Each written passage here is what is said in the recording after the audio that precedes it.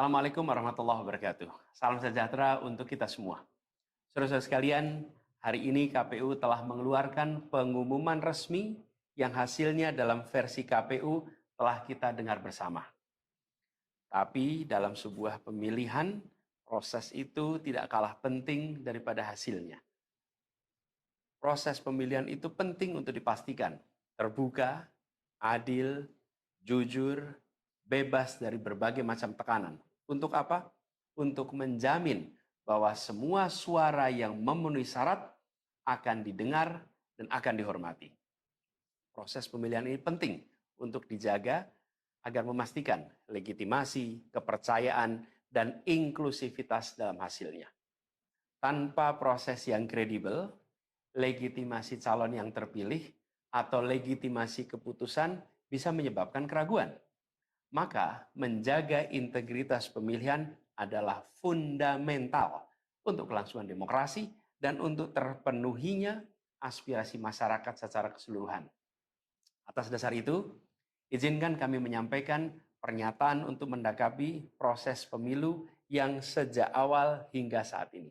Saudara-saudara sekalian, sepanjang perjalanan Pilpres kali ini, sejak awal kita semua telah melihat dan menemukan begitu banyak ketidaknormalan, kekurangan, dan pembiaran terhadap proses yang tidak wajar, yang tidak pernah terjadi sebelumnya dalam sejarah bangsa ini.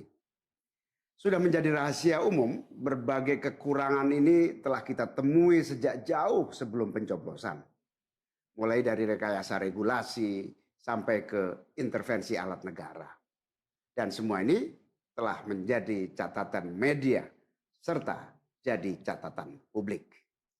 Mas Anies dan saya maju pencalonan sebagai capres dan cawapres ini untuk membawa misi perubahan, menghadirkan keadilan dan kemakmuran bagi semua, menegakkan kembali demokrasi dan menunaikan janji-janji reformasi. Dan berdasarkan catatan dari KPU tadi, ada puluhan juta orang yang menitipkan suara kepada kami berdua. Maka demi memperjuangkan suara mereka yang percaya pada perubahan dan tetap teguh hingga akhir, kami memutuskan meminta tim hukum Timnas Amin untuk maju ke Mahkamah Konstitusi dan menyampaikan kepada majelis hakim serta publik luas tentang berbagai kekurangan dan penyimpangan yang telah terjadi selama proses Pilpres kali ini. Terlalu banyak temuan-temuan tentang proses demokrasi yang tidak berintegritas ini yang telah dikumpulkan oleh tim hukum Timnas Amin. Semua ini nanti akan disampaikan oleh tim hukum kepada Mahkamah Konstitusi. Kami mempercayakan sepenuhnya proses ini kepada tim hukum yang dipimpin oleh Saudara Ari Yusuf Amir. Dan tentu dikawal dan didukung sepenuhnya oleh tim Amin di bawah kepemimpinan Kapten Muhammad Saugi. Kami menyerukan kepada seluruh relawan dan pendukung, mari kita dukung sepenuhnya tim hukum berjuang di jalan konstitusional yang telah tersedia secara sah. Dan kita semua akan terus menjaga etika demokrasi, menjaga suasana kedamaian dan persatuan. Saudara-saudara sekalian, kepemimpinan yang lahir dari proses yang ternodai dengan penyimpangan, dengan kecurangan, akan menghasilkan rejim yang outputnya nanti, keluarannya nanti adalah kebijakan-kebijakan yang penuh dengan ketidakadilan. Dan ini yang tidak ingin kita temui di Indonesia. Kita tidak ingin ini terjadi. Dalam prinsip negara demokrasi modern, ketika melihat ketidaknormalan, ketika melihat penyimpangan demokrasi, maka langkah yang dilakukan bukanlah marah-marah lalu melakukan agitasi kepada publik. Tapi langkah yang dilakukan adalah mengumpulkan semua sinyalemen, semua bukti-bukti untuk kemudian nanti dibawa ke depan hakim, ke depan Mahkamah Konstitusi. Ini ciri pribadi, ciri organisasi, dan ciri negara yang modern, yang matang, yang beradab. Karena itu sejak awal kami katakan, kami tidak akan gegabah Walaupun kami merasakan sejak masa kampanye sampai pemilihan terlalu banyak ketidaknormalan, penyimpangan yang kami alami. Tapi kami memilih untuk mengumpulkan itu semua secara hati-hati, melakukan validasi, memastikan akurat. Kenapa? Karena kita ingin negeri ini, negara tercinta kita ini terus maju makin matang dalam berdemokrasi, makin matang dalam bernegara.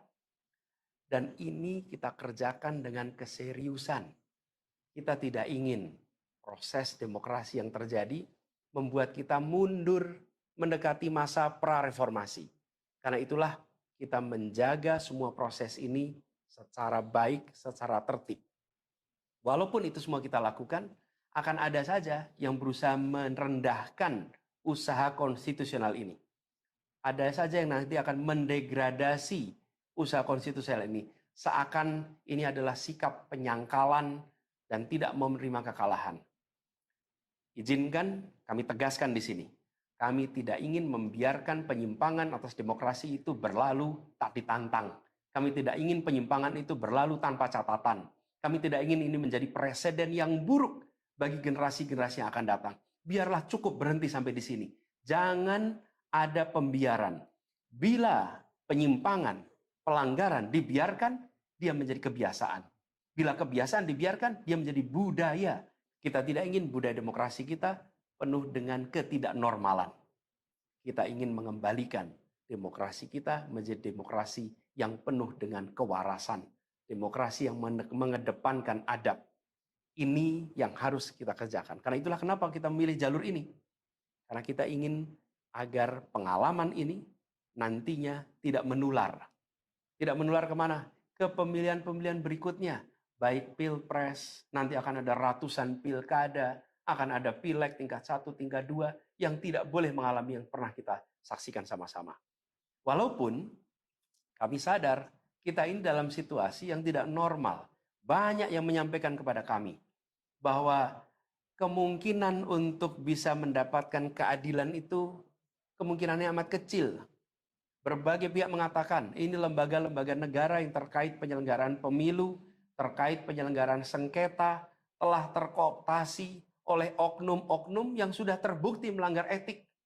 Bahkan ada yang ketuanya sudah melanggar kode etik berkali-kali, sudah diberikan sanksi berkali-kali, tapi tetap saja dibiarkan menjalankan perannya.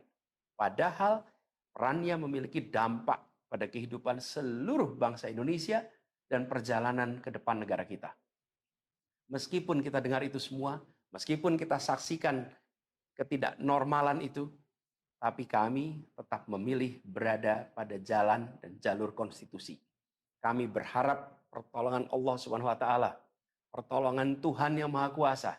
Semoga Allah bukakan, Allah teguhkan hati para hakim konstitusi itu untuk mereka bisa imparsial, untuk mereka memiliki keberanian, untuk mereka mengambil keputusan yang adil, keputusan yang benar, keputusan yang nantinya akan mereka pertanggungjawabkan di hadapan Tuhan yang Maha Kuasa. Keputusan yang akan mereka pertanggungjawabkan di hadapan sejarah perjalanan bangsa Indonesia, yang akan dipertanggungjawabkan di depan anak cucu mereka di kemudian hari. Ini adalah harapan kita, dan kami yakin insya Allah mereka akan bisa menjalankan apa yang menjadi harapan dari kita semua. Mari kita terus jalankan perjuangan ini dengan menjunjung tinggi etika, menjaga kedamaian dan persatuan. Kita dukung langkah tim hukum, dan kita biarkan segala temuan itu nantinya disampaikan dan menjadi rekam sejarah yang tercatat secara resmi dalam lembaran risalah-risalah Mahkamah Konstitusi Republik Indonesia. Ini biar menjadi catatan, ya catatan pengingat, catatan yang penting bagi perjalanan Republik ini, perjalanan bangsa ini di masa yang akan datang. Seperti saya katakan tadi, jangan sampai ini berulang lagi. Dan izinkan kami mengakhiri dengan menyampaikan terima kasih. Kami sampaikan terima kasih kepada semua yang telah bekerja keras, kepada seluruh tim yang telah bekerja sepenuh hati, dengan luar biasa hingga tuntas, dan kepada seluruh pendukung, seluruh simpatisan yang tak henti menguatkan kami